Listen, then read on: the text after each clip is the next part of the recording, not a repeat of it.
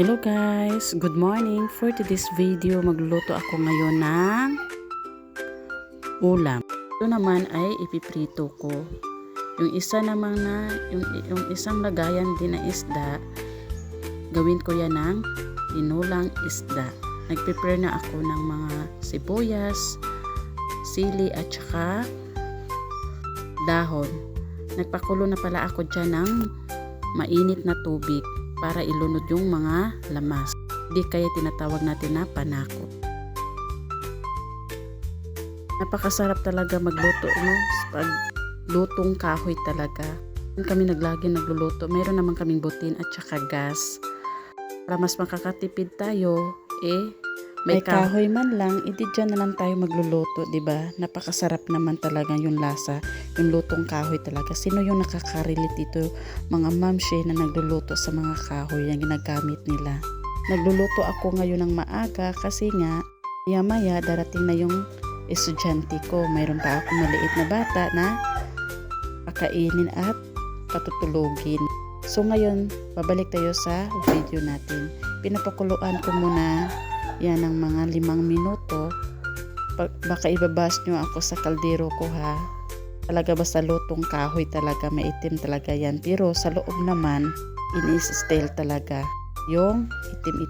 So ito na nga. Kasi nga, kaya ko na yung isda na kasi siya. So nilagyan ko ng una yung asin. At saka pakukuluan ko yan ng kahit 1 minuto o di 5 minutes talaga yan tinatawag dyan. Para malasahan mo talaga at maaroma mo talaga yung lasa ng tinola. Kung sa akin lang, di ko talaga ipagpalit yung kahoy talaga na maluluto kasi sa mga ganyan talaga. Butin at saka gas kasi nga magastos talaga sa totoo lang talaga. Kahoy lang sapat na talaga. Kung ito yung ginagamit mo. Ito na nga guys, binuksan ko na guys kasi nga tapos na yung 5 minutes, nilagyan ko siya ng bitsin. Kaunti lang bitsin. Inisahan ko talaga kung okay na ba o hindi.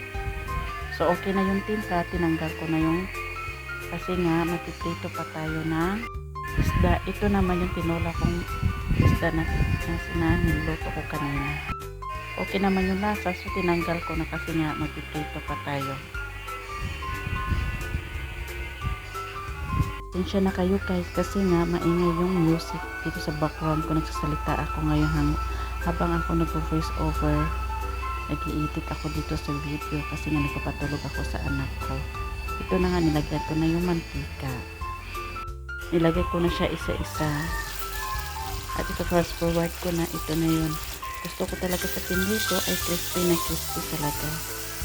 Tapos naman nilagay ko na yung next na ipiprito ko. Napakasarap kasi paglagyan na o yung ulam natin ay tinulang isda at saka ipapartner natin yung piniritong isda. Napakasarap yung ulam ng ganyan.